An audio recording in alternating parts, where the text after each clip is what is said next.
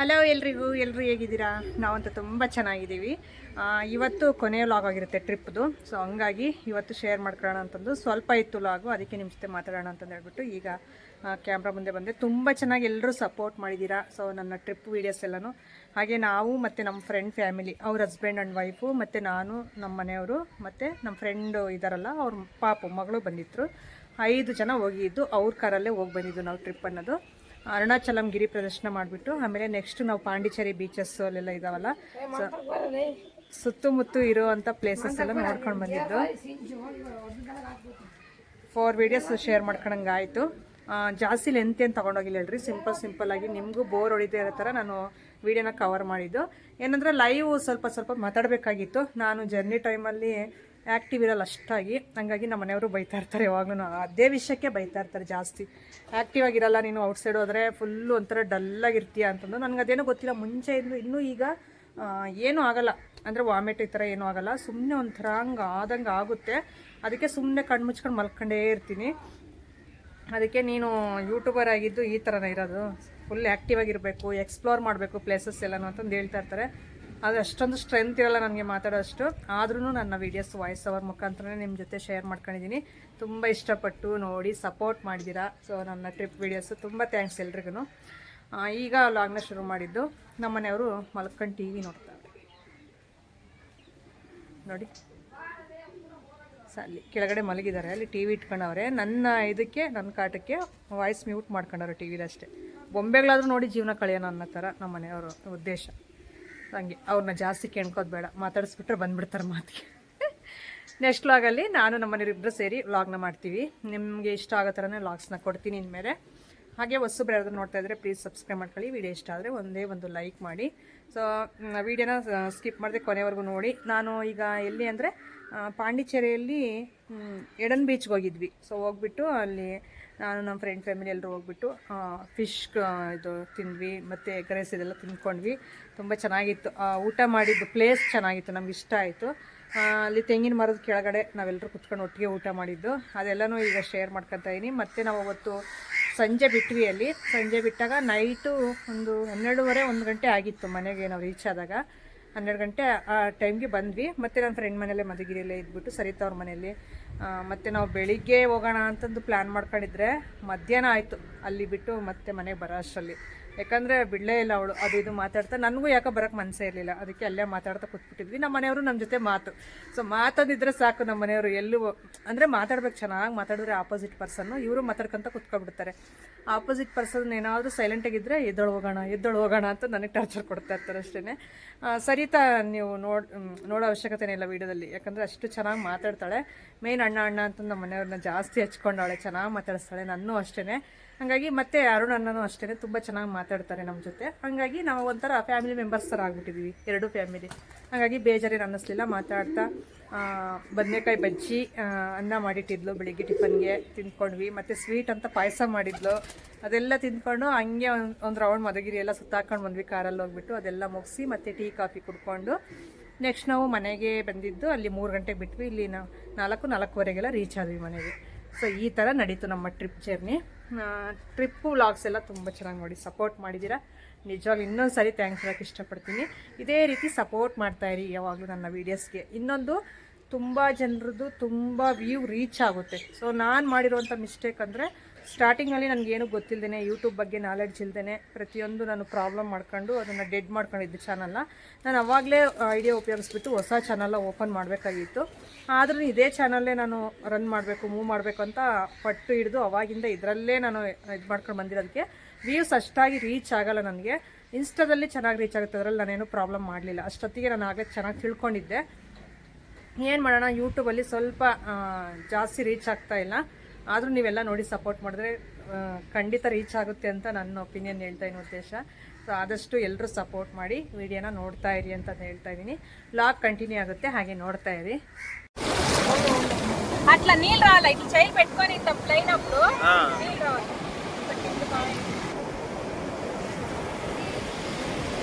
రాలేదు ఇది, అవి కూడా వస్తావే. ఇడే Did they grab it? ಮೀನು ತಿನ್ನಕ್ಕೆ ಬರಲ್ಲ, ಎಗ್ರೆಸ್ ತಿಂತೀನಿ ಅಷ್ಟೇ ನಾನು. ಚಿಕನ್ ರೈಸ್ ಆಯ್ತಂತ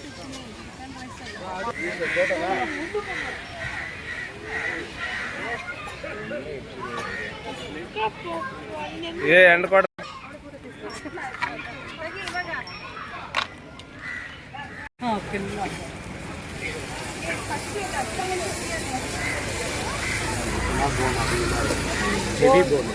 ಮತ್ತೆ ಹೆವಿ ಬೋನ್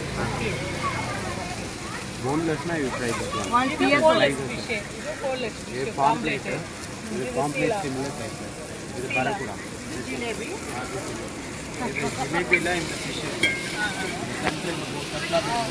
ಗ್ಯಾರಂಟಿ ಸಿಗ್ತಾ ಇಲ್ಲ. ಬೇಡ ಯಾಕೆ ಬೇಕಾದ್ರೆ ತಿನ್ನೋಣ. ನೋಡೋಣ ಎಗ್ ಫ್ರೈಡ್ ರೈಸ್ ಚೆನ್ನಾಗಿತ್ತು. ನಾನು ಕೂಡ ತಿಂತೀವಿ, ಇಬ್ಬರು ಹೋಗಿ ತಿನ್ರಿ. ಆಮೇಲೆ ಬೇಕಾಗ್ತದೆ ಹೇಳೋಣ.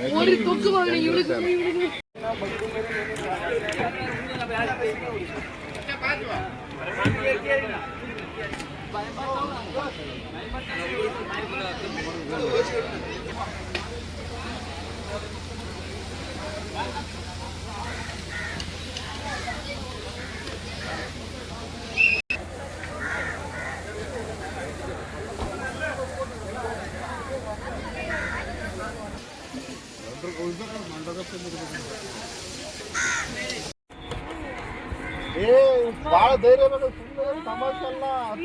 ನೀವು ಹೇಳೋದಕ್ಕೆ ಹಲವು ದಿವಸಗಳು ಹತ್ತಾಗಿರ್ತೀವಿ, ಯಾರೋ ಸ್ವಲ್ಪ ಪ್ಲಾನ್ ಮಾಡ್ತಾ ಇರ್ತೀವಿ.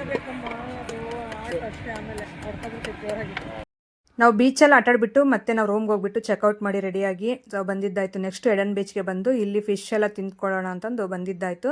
ತಿಂದ್ಬಿಟ್ಟು ಮತ್ತೆ ಬೀಚ್ ಒಳಗೆ ಓಡೋಣ ಅಂತ ಬಂದಿದ್ದು. ಅದಾದಮೇಲೆ ನೈಟು ನಾವು ಸರಿತಾ ಅವ್ರ ಮನೆಗೆ ಉಳ್ಕೊಂಡ್ವಿ. ಬಂದು 12 ಗಂಟೆಗೆ ರೀಚ್ ಆದ್ವಿ. ಸರಿತಾ ನೋಡಿ ನಮಗೋಸ್ಕರ ಎಷ್ಟು ಅಡುಗೆಗಳು ಮಾಡಿದ್ದಾಳೆ. ಟ್ರಿಪ್ ಮುಗಿಸ್ಕೊಂಡು ಬಂದ್ವಿ. ನೈಟ್ ಬಂದಿದ ತಕ್ಷಣ ಸುಮ್ಮನೆ ಮಲ್ಕೊಬಿಟ್ಟಿದ್ದಾಯ್ತು, ನೆಮ್ಮದಿ ನಿದ್ದೆನೂ ಮಾಡಿದ್ದಾಯ್ತು. ಬೆಳಿಗ್ಗೆ ಎದ್ಬಿಟ್ಟು ಸರಿತಾ ನನಗೆ ಟೀ ಮಾಡಿಕೊಟ್ಲು, ಮತ್ತೆ ರಸ್ ತಂದಿದ್ಲು. ಈಗ ಟಿಫನ್ಗೆ ಅಂತಂದು ಹೇಳ್ಬಿಟ್ಟು ಹೇಳಮ್ಮ ಏನೇನು ಮಾಡಿದ್ಯಾ?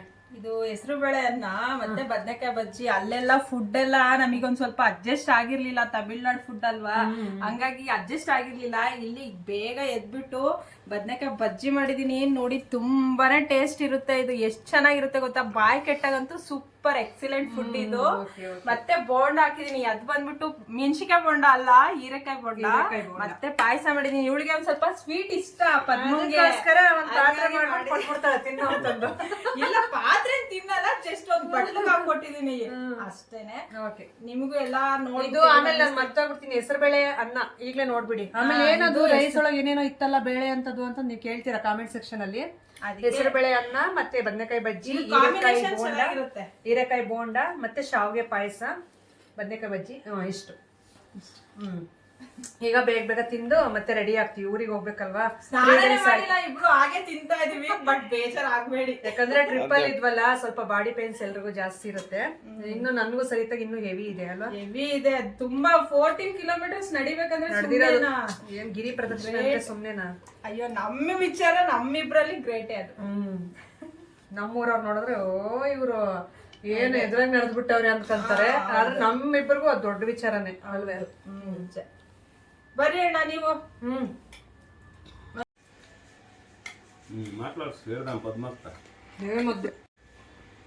ಹೆಂಗಿದೆ ಮಂಜುಣ್ಣ ಪಾಯಸ? ನಿಜಾನ್ಕೆ ಕೇಳಮ್ಮ ಕೇಳಿಸುತ್ತೆ, ಬಟ್ ಆದ್ರೂನು ಪಾಯಸ ಚೆನ್ನಾಗೈತೆ. ಏನಂದ್ರೆ ಮಾಡೋ ಅವಶ್ಯಕತೆ ಇರ್ಲಿಲ್ಲ, ಊರ್ಗೆ ಹೋಗ್ಬಿಡ್ತಿದ್ವಿ. ಆದ್ರೂ ಬಟ್ ಅಪರೂಪಕ್ಕೆ ಬಂದಿದ್ದೀರಾ ನಮ್ಮ ಮನೆಗೆ, ತಿಂದೆಲೆ ಹೋದ್ರೆ ಹೆಂಗೆ ಹೇಳಿ. ಆಗಿದ್ರೆ ನಮ್ಮ ಮನೆಯವ್ರ ಆಗಿದ್ರೆ ಇವಾಗ ಮನ್ಕೊಬಿಡೋದು ಅಷ್ಟೇ. ಹಿಂಗೆ ಕಷ್ಟಪಟ್ಟು ಇಷ್ಟೊಂದೆಲ್ಲ ಅಡಿಗೆ ಮಾಡ್ತಿರ್ಲಿಲ್ಲ ಬೇಗ. ಹೌದಾ?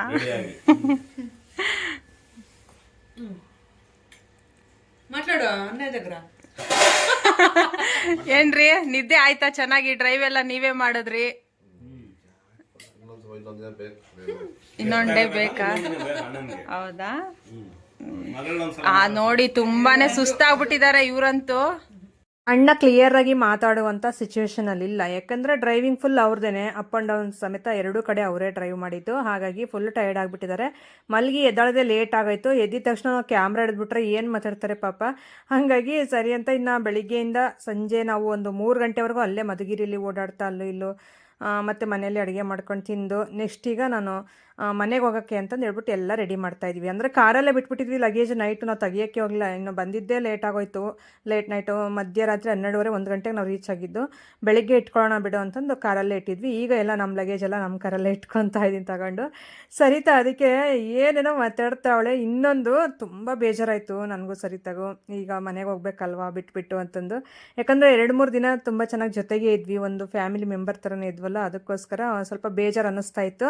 ಅದು ಮಾತಾಡ್ತಾಳೆ ಸರಿತಾ, ಏನಾದರೂ ಟ್ರಿಪ್ಪಲ್ಲಿ ನನ್ನ ಕಡೆಯಿಂದ ಏನಾದರೂ ಮಿಸ್ಟೇಕ್ ಆಗಿದ್ದರೆ, ನಿನ್ನ ಕಡೆಯಿಂದ ಆಗಿದ್ರು ನಾನು ಮನಸ್ಸಲ್ಲಿ ಇಟ್ಕೊಳ್ಳಲ್ಲ, ನನ್ನ ಕಡೆಯಿಂದ ಆಗಿದ್ರೆ ನೀನು ಮನಸ್ಸಲ್ಲಿ ಇಟ್ಕೋಬೇಡ, ನಮ್ಮ ಫ್ರೆಂಡ್ಶಿಪ್ ಇದೇ ಥರ ಕೊನೆಯವ್ರಿಗೆ ಇರಬೇಕು ಅಂತಂದು ಅದೇ ಮಾತಾಡ್ತಾ ಇದ್ವಿ. ಸರಿತಾ ಫುಲ್ಲು ಓಪನ್ ಹಾರ್ಟೆಡ್, ಏನಿದ್ರು ಮನಸ್ಸಲ್ಲಿ ಇಟ್ಕೊಳ್ಳಲ್ಲ.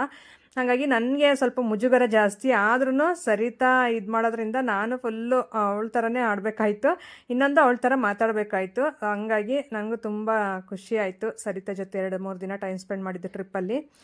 ಸರಿತಾಗೂ ಅಣ್ಣನಿಗೆ ಬಾಯ್ ಹೇಳ್ಬಿಟ್ಟು ನೆಕ್ಸ್ಟ್ ನಾವೀಗ ಮನೆಗೆ ಹೊರಡ್ತಾ ಇದ್ದೀವಿ. ಸರಿತಾ ಅವ್ರ ಹಸ್ಬೆಂಡು ಅಣ್ಣ ಬಂದುಬಿಟ್ಟು ವೀಡಿಯೋ ಶೂಟ್ ಮಾಡ್ತಾವ್ರೆ ಸರಿತಾಗೆ. ಅವಳು ಇನ್ಸ್ಟಾ ಇದೆಯಲ್ಲ ಪೇಜು, ಅದಕ್ಕೆ ಅಪ್ಲೋಡ್ ಮಾಡ್ಕೊಳ್ಳೋದಕ್ಕೆ ಅಂತ. ಈಗ ಸದ್ಯಕ್ಕೆ ನಾವು ಹೊರಡೋಣ ಅಂತಂದು ಸೋನುಗೆ ಬಾಯ್ ಹೇಳ್ಬಿಟ್ಟು ಈಗ ಹೋಗ್ತಾ ಇದ್ದೀವಿ. ಸೊ ನಿಮ್ಗೆ ಯಾವ ರೀತಿ ಅನ್ನಿಸ್ತು ನಮ್ಮ ಟ್ರಿಪ್ ಜರ್ನಿ? ಇದೇ ಲಾಸ್ಟ್ ವೀಡಿಯೋ ಟ್ರಿಪ್ ಜರ್ನಿದು. ಹಾಗಾಗಿ ನಿಮ್ಗೆ ಯಾವ ರೀತಿ ಅನ್ನಿಸ್ತು ಅಂತ ಹೇಳಿ. ಹೊಸೊಬ್ಬರಾಗಿದ್ದರೆ ಪ್ಲೀಸ್ ಸಬ್ಸ್ಕ್ರೈಬ್ ಮಾಡ್ಕೊಳ್ಳಿ. ಸಿಗೋಣ ನಾಳೆ. Thank you for watching.